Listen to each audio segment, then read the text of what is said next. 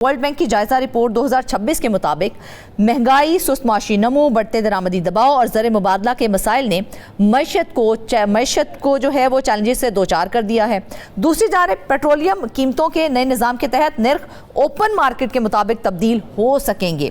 اس حوالے سے حکومتی موقف اور ماہرین کے خدشات سمیت اہم پہلوؤں پر گفتگو کرنے کے لیے ہمارے ساتھ موجود ہیں اکرام ہوتی صاحب۔ ہوتی صاحب، سب سے پہلے تو مجھے یہ بتائیے کہ جو ورلڈ بینک کی 2026 کی رپورٹ سامنے آئی ہے اس کے مطابق یہ کہا جا رہا ہے کہ 70% پاکستانی جو ہیں ان کی قوت خرید کافی متاثر ہوئی ہے۔ آپ کو کیا لگتا ہے اس کی بنیادی وجوہات کیا ہیں اور عام آدمی کے اوپر اس کے کیا اثرات مرتب ہوں گے؟ یہ جو رپورٹس آئی ہیں، پچھلی IMF کی رپورٹ اور تازہ جو ہے ورلڈ بینک کی رپورٹ، اس سے یہ محسوس ہوتا ہے کہ پاکستان کو چارج شیٹ دینے کا ایک سلسلہ شروع ہو گیا ہے دونوں طرف سے، IMF سے بھی اور ورلڈ بینک سے بھی۔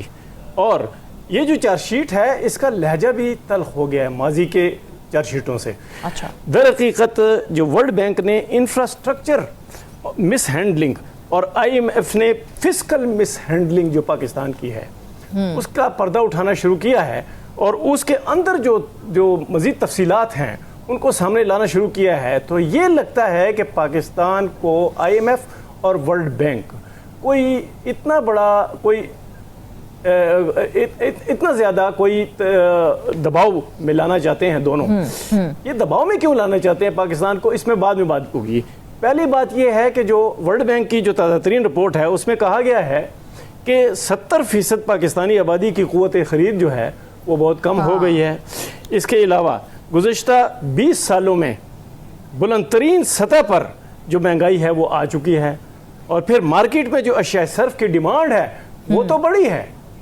یہ یاد رکھیے گا کہ اشیاء صرف کی ڈیمانڈ بڑھ جائے تب بھی جو قیمتیں ہیں بڑھ جاتی ہیں، لیکن قیمتوں کو انکم کے حوالے سے بھی دیکھا جاتا ہے کہ آپ کی انکم اگر نیچے چلی گئی ہے اور بازار میں قیمتیں اوپر نہ بھی جائیں تو اس کا مطلب ہے کہ مہنگائی ہو چکی ہے۔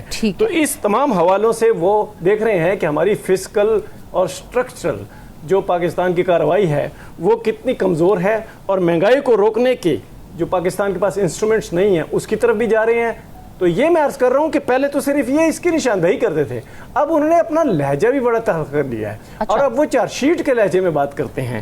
تو اس کا مطلب یہ ہے کہ پاکستان کو آنے والے وقت میں مشکلات کا سامنا ہے، اور پاکستان ان مشکلات سے نکلنے کی کوئی تدبیر ہی نہیں کر رہا۔ تو یہ ہے اصل بات۔ ہوتی صاحب، مجھے یہ بتائیے، جب عوام پہلے ہی مہنگائی کا شکار ہے تو اوپن مارکیٹ کے تحت قیمتوں کے تعین کا فیصلہ کس حد تک مؤثر ثابت ہوگا، آپ کو کیا لگتا ہے؟ جی دیکھیں، ریگولیٹڈ اور ڈی ریگولیٹڈ جو پیٹرولیم سٹرکچرز ہوتے ہیں کسی بھی ملک کے، وہ اس کے علیحدہ علیحدہ ان کی پرفارمنس ہوتی ہے۔ اگر ڈی ریگولیٹ ہو جائے تب بھی پرفارمنس بڑھ سکتی ہے، اگر ریگولیٹ رہے تب بھی بڑھ سکتی ہے۔ لیکن پاکستان میں یہ ایک مسئلہ آ گیا ہے کہ اگر ریگولیٹڈ بھی رہے تو قیمتیں کم نہیں ہو سکتی، اور پیٹرولیم کی جو سپلائی ہے وہ جاری نہیں رہ سکتی۔ اگر وہ ریگولیٹ بھی ہو جائیں اور پھر بھی یہ نہ ہو تو اس کا مطلب ہے کہ ڈی ریگولیشن کی طرف جانا ہے۔ لیکن پاکستان کی ڈی ریگولیشن کا سسٹم جو ہے وہ کیا ہوگا، انہوں نے کہہ تو دیا ہے کہ جو پیٹرولیم سٹرکچر ہے وہ ڈی ریگولیٹ ہوگا، لیکن وہ کیسے ڈی ریگولیٹ ہوگا؟ اس کے جو میتھڈ ہے وہ بنیادی طور پر یہ ہے کہ آپ یہ کام کرنا چاہ رہے ہیں کہ آپ جو خریدیں باہر سے پیٹرولیم، اس کی قیمت خرید میں بھی کم ہو، اس کی جو ٹرانسپورٹیشن ہے وہ بھی کم ہو جائے، پاکستان میں اس کی قیمت کو مینیپولیٹ بھی نہ کیا جا سکے، اور کارٹلز بھی نہ بن سکیں۔ پاکستان میں اب جو سطح ہے وہ کارٹلائزیشن کی ہے۔ کارٹلائزیشن کا مطلب یہ ہے کہ جتنے بھی پیٹرول سپلائی اور پیٹرول کے پمپس کے مالکان ہیں وہ اپنی مرضی سے مل کر جو ہے ایک قیمت کر سکتے ہیں، مقرر کر سکتے ہیں، اور وہ نیشنل لیول پہ وہ قیمت رہے گی۔ تو اس کا مطلب ہے کہ ریگولیشن تو پھر ختم ہو گئی نا۔ تو کیا ریگولیشن پہلے سے بھی ختم ہو چکی ہے؟ جی ہاں، ریگولیشن پہلے سے ختم ہونے کا طریقہ یہ ہے کہ FBR کو کہو کہ لیوی بھی بڑھاؤ۔ تو ہوتی صاحب، یہ جو پیٹرول کی قیمتیں روزانہ عالمی مارکیٹ کے مطابق بدلیں گی، اور تو ورلڈ بینک کی جانب سے یہ جو بات کہی جا رہی ہے مہنگائی میں مزید اضافے کی، یہ کتنا رائٹ پوائنٹ ہے پھر؟ بالکل یہ رائٹ پوائنٹ ہے، اور ایک ہی بات جو پچھلے 25-30 سال میں کم از کم میں دیکھ رہا ہوں وہ ایک ہی ہے کہ مہنگائی کا توڑ ان کے پاس نہیں ہے، اور اس کی دو وجوہات ہیں، ایک ٹیکسیشن اور ایک سپلائی پالیسی۔ आपने ये तय करना होता है कि आइंदा 4, 5, 6 सालों में कहाँ से सप्लाई अच्छी मिल सकती है, कहाँ से ट्रांसपोर्टेशन अच्छी हो सकती है, और उसकी बुनियाद पर किस चीज़ की कीमत जो है वो कंट्रोल में रखी जा सकती है, और कीमत कंट्रोल करने के लिए कार्टेलाइजेशन को किस तरह रोका जा सकता है, इसकी मनसूबाबंदी होती है। पाकिस्तान में ये मनसूबाबंदी नहीं हो रही, लिहाजा जो उम्मीद है वो नहीं बढ़ रही और चार्जशीट जो है वो बढ़ रही है। ठीक है। अच्छा, होती साहब हमारे पैनलिस्ट हमारे साथ मौजूद हैं, फ़हीम अख्तर और जाहिद खोकर साहब। फ़हीम, आप कोई सवाल करना चाहेंगे होती साहब से? बहुत शुक्रिया फरजाना। इकराम साहब ने जो रिपोर्ट्स आलमी बैंक की रिपोर्ट का हवाला दिया है, ये यकीनन चार्जशीट ही है, लेकिन इसमें जो चीज़ें इस वक्त पाकिस्तान फेस कर रहा है, ज़ाहिर सी बात है पाकिस्तान बेतहाशा कर्जे लेता है, कभी IMF के पास जाता है, कभी कौमी बैंकों से कर्जा लेता है और उसके ऊपर भी इजारादारी बनाई हुई है, फिर टैक्सेस हैं, लेवीज़ हैं और बेतहाशा टैक्सेस हैं जो बेचारे टैक्स नेट के अंदर शामिल हैं। अब ऐसा महसूस होता है कि पाकिस्तान की कोई ऑनरशिप नहीं ले रहा, ना पॉलिटिकली ना ब्यूरोक्रेसी ले रही है। तो इसका हल क्या होगा? हम एक्सपोर्ट्स इंडस्ट्री को भी तबाह बर्बाद कर रहे हैं, उधर भी करप्शन के मामलात आते हैं। जो हमारा एरिया स्ट्रेंथ है जिसे हम कह सकते हैं, जिसे हम अपनी एक्सपोर्ट इंडस्ट्री को बेहतर कर सकते हैं, वो ज़राअत है। तो ज़राअत या उससे रिलेटेड इंडस्ट्री को क्यों नहीं हम अहमियत दे रहे हैं इकराम साहब? उसका हल क्या है?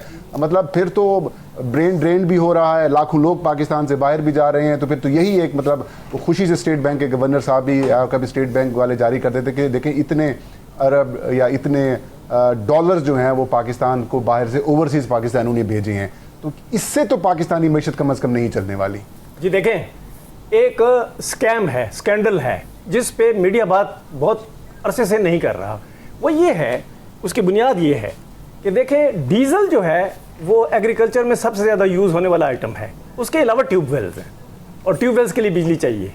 जब ये दोनों महंगे हो जाएंगे तो इसका मतलब क्या होगा कि ज़राअत नीचे जाना शुरू हो जाएगी। फिर अगर बाहर से इंपोर्ट किया गया स्प्रे जो है उसकी कीमत बढ़ जाएगी तो मसला हो जाएगा। और फिर अगर मार्केट में लोगों की इनकम्स कम हो जाएंगी तो वो जो फूड आइटम्स हैं वो या एग्रीकल्चर गुड्स हैं उनको ना एक्सपोर्ट कर सकेंगे, ना उनकी कीमत पाकिस्तान में गिरा सकेंगे। लिहाजा क्या होगा कि पूरी मार्केट पे इम्पैक्ट होगा।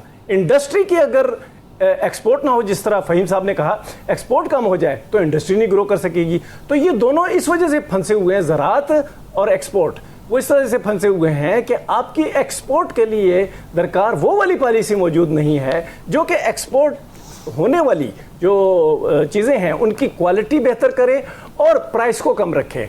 क्योंकि आजकल जो ट्रंप ने जो लगाया है टैक्स, और एक बहुत बड़ा टैक्स लगा दिया, उसको कैसे फेस करेंगे? अगर आप अपनी कीमतें नहीं करेंगे, बेहतर नहीं करेंगे और क्वालिटी बेहतर नहीं करेंगे तो नहीं हो सकता। लेकिन यहाँ पे तो ये मसला फंसा हुआ है कि डीजल की जो कीमत है उसको हाई रखना है, एग्रीकल्चर को शिकस्त देनी है। उसके अलावा जो एक्सपोर्ट आइटम्स हैं फूड की तरफ से, उनको प्रोसेस्ड फूड उसकी और रॉ फूड, जैसे कि हम नमक भी बेचते हैं, जैसे कि हम गंदम भी बेचते हैं, हम बेचते हैं। तो अब ये जो ट्रांसपोर्ट इसका एक्सपोर्ट का सिस्टम है ये आपका इसलिए नीचे गया है कि आप एक्सपोर्ट में और इंडस्ट्रियल प्रोडक्शन में और ज़राअत में दरकार जो आइटम्स हैं उन आइटम्स की प्राइसिंग और सप्लाई को बेहतर नहीं करते। जब आप इन दोनों को बेहतर करेंगे तो अच्छा होगा। लेकिन हुकूमत को चाहिए भारी tax, levy, sales tax, custom duty और एक्स्ट्रा ड्यूटी, जो ये सारी चीज़ें, इसका मतलब क्या है कि हुकूमत चूंकि ओवर स्पेंडिंग करती है और फिर बताती भी नहीं कि ये स्पेंडिंग कहाँ हुई, तो ये सिस्टम वापस ठीक नहीं हो सकता। इस सिस्टम को ठीक करने के लिए आपको ट्रांसपेरेंसी लानी पड़ेगी। ट्रांसपेरेंसी के साथ आपको उन सेक्टर्स को ग्रो अप करना होगा जो कि एक्सपोर्ट को और इंडस्ट्रियल और एग्रीकल्चरल गुड्स जो हैं उनकी पैदावार को बेहतर बनाए। पाकिस्तान में ये सिस्टम नहीं है अभी तक। गुज़िश्ता 75 सालों में पाकिस्तान में ये सिस्टम बिल्ड ही नहीं हो सका। और दूसरी तरफ मिसहैंडलिंग, करप्शन ये बढ़ी है। तो ये सिस्टम जो है इसकी बेहतरी के लिए आपको सारे एलिमेंट्स को इकट्ठा करके और साथ ही ये देखना होगा कि ये जो डीरेगुलेशन हो रही है पेट्रोलियम की, ये क्यों हो रही है।